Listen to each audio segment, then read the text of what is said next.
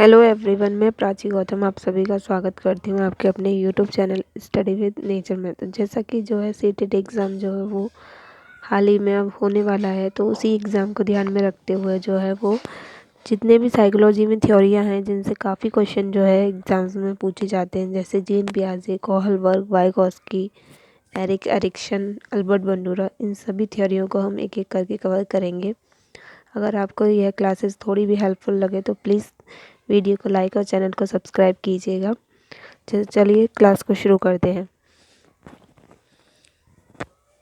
Gene पियाजे, जो कि इन्होंने जो है वो संज्ञानात्मक विकास का सिद्धांत दिया, इसे थ्योरी ऑफ कॉग्निटिव डेवलपमेंट भी कहते हैं। यह जो है वो स्विट्ज़रलैंड के निवासी थी। जीन पियाजे को जो है विकासात्मक मनोविज्ञान का जनक माना जाता है।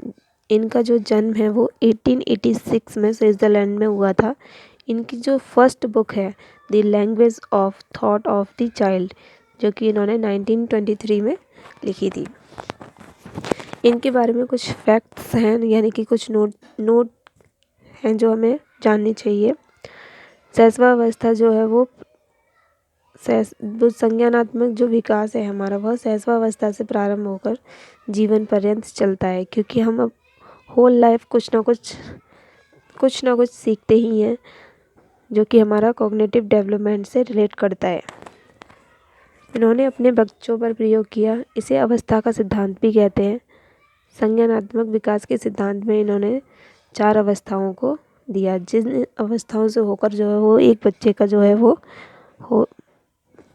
फुल डेवलपमेंट जो है वो होता है। इन्हीं अवस्थाओं से होकर जो है वो हर एक बच्चा जो है वो इन अवस्थाओं से होकर गुजरता है। तो ये जो 4 अवस्थाएं हैं, इसमें जो फर्स्ट स्टेज है वह है हमारी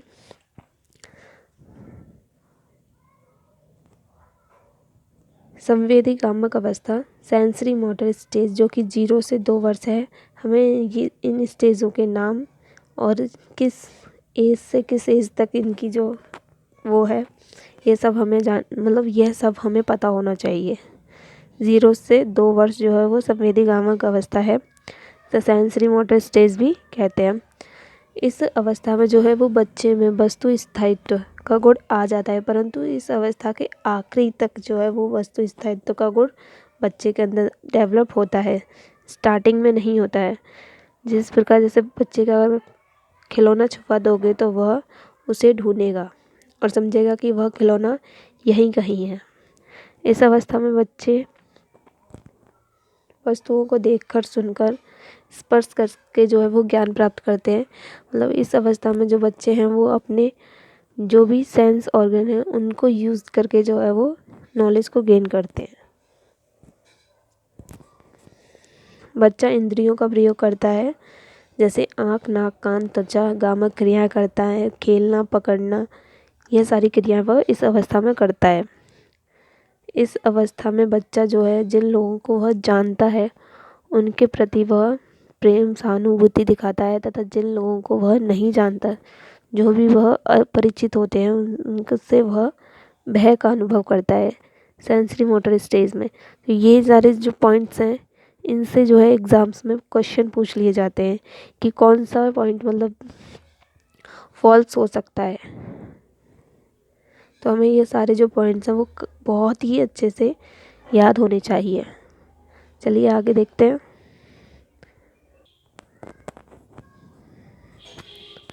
हमारी दूसरी स्टेज है पूर्व संक्रियात्मक अवस्था, प्री ऑपरेशनल स्टेज, जो कि 2 से 7 वर्ष है।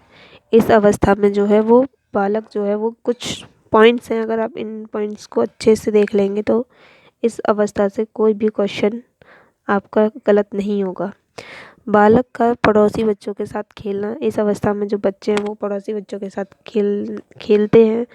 इस अवस्था में बच्चे जो है वो शब्दों व प्रतीकों का प्रयोग करते हैं, यानी कि प्रतीकात्मक खेल खेलते हैं। खिलौनों का प्रयोग करते हैं। खिलौनों की आयु भी बोला जाता है, 2 से 7 वर्ष को खिलौनों की आयु भी बोला जाता है। भाषा का प्रारंभ भी इसी स्टेज से शुरू होता है। भाषा का प्रारंभ भी इसी स्टेज से शुरू होता है। वस्तु स्थायित्व का भाव जो है वो जागृत, तो वस्तु स्थायित्व का जो भाव है वो जागृत, तो वो सेंसरी मोटर स्टेज के आखिरी में आखिर तक वह जागृत हो जाता है, परंतु इस स्टेज में कंप्लीटली आ जाता है, पूर्ण रूप से विकसित हो जाता है इस स्टेज में। निर्जीव वस्तुओं में सजीव चिंतन करने लगता है, इसे जीववाद कहते हैं। यह जो पॉइंट है जीववाद, इसे बहुत ही इम्पोर्टेंट है, इससे एग्जाम में क्वेश्चन आए हैं। प्रतीकात्मक सोच यानी प्रतीकात्मक खेल खेलता है, सिंबल और शब्दों का प्रयोग करता है इस स्टेज में। अनुकरणशीलता यानी कि नकल की प्रवृत्ति पाई जाती है। अहमवादी अवस्था तथा दूसरों को कम महत्व देता है, स्वयं को अधिक महत्व देता है इस अवस्था में। केंद्रितता मतलब सेंट्रलाइजेशन, मतलब एक समय में एक ही पहलू पर, मतलब एक समय में एक ही वस्तु के एक ही पहलू को पर यह ध्यान दे पाता है इस स्टेज में।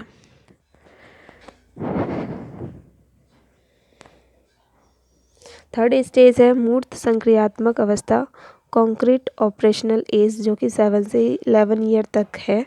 इस अवस्था में बालक चिंतन और तर्क करना शुरू कर देता है। इस अवस्था में कॉन्क्रीट ऑपरेशनल एज में जो है वो बच्चा जो है तर्क और चिंतन करना शुरू कर देता है। इस अवस्था में जो बच्चा दिन, तारीख, महीना, समय आदि बताने के योग्य हो जाता है। सही अनुपात का अंतर, आकार, भार, क्रम आदि को समझने लगता है, गणित संक्रिया करने लगता है, यानी कि जोड़, गुणा, भाग इन सबको वह आसानी से कर लेता है। मूर्त चिंतन का प्रारंभ इसी अवस्था में हो जाता है। पलटावी अवस्था भी इस मूर्त संक्रियात्मक अवस्था को पलटावी अवस्था भी कहते हैं, यानी कि रिवर्सेबल स्टेज। मतलब इस अवस्था में जो बच्चा, जैसे हम किसी बच्चे से पूछते हैं कि 2 + 4 = 6, अगर इसी को हम 3 + 2 कर देते हैं, 3 + 3 कर देते हैं, तो बच्चा बता देता है कि यह भी 6 होगा, यानी कि वह पलट के उसी चीज़ पर आ जाता है। तो इसीलिए इस स्टेज को रिवर्सेबल स्टेज भी बोलते हैं, यानी कि पलटावी अवस्था। क्रमबद्धता का ज्ञान, क्रमबद्धता का ज्ञान, संरक्षण, कंजर्वेटिव, यानी कि क्वांटिटी सेम रहेगी तथा साइज व आकार में वह डिफरेंट करना सीख जाता है। सकारात्मक परिणाम, ये सारे जो पॉइंट्स हैं ये सभी हमें काफ़ी अच्छे से याद होने चाहिए।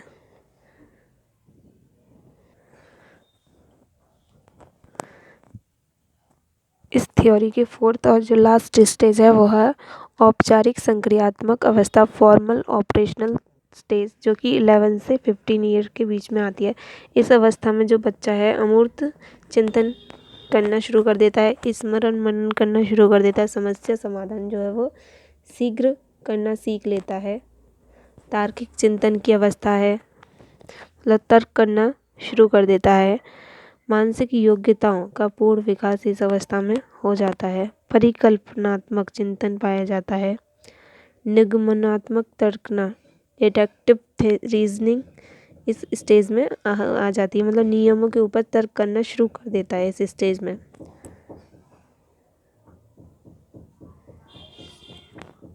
इस थ्योरी से रिलेटेड कुछ फैक्ट्स हैं जो कि हमें पता होने चाहिए। बच्चे जैसे जैसे परिपक्व, मतलब बायोलॉजिकल मैच्योर होते हैं, वस्तुओं के बारे में अपना कॉन्सेप्ट बनाने लगते हैं। बच्चे नन्हे वैज्ञानिक हैं तथा अपने ज्ञान की रचना यह स्वयं करते हैं। ये सभी जो फैक्ट्स हैं वो जीन पियाजे ने कहे हैं।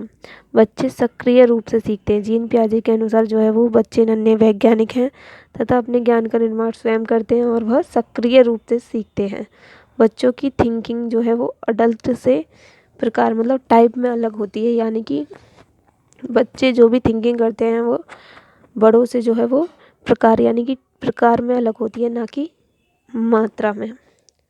क्वांटिटी सेम होती है, वह जो प्रकार होते हैं उसमें वह जो है बच्चों की जो थिंकिंग है वह अडल्ट से अलग होती है।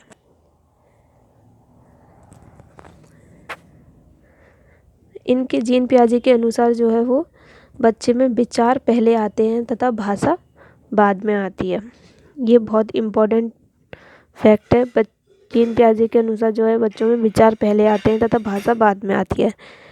इन्होंने निज वाक्य यानी कि ईगो सेंट्रिज्म को जो है अर्थहीन मानते हैं कि बच्चे का जो स्वयं से बात करना होता है, जो बच्चे जो स्वयं से को जो बातें करते हैं स्वयं से, वो उसको ये इन्होंने अर्थहीन माना है। ईगो सेंट्रिज्म को इन्होंने इम्पोर्टेंट नहीं माना।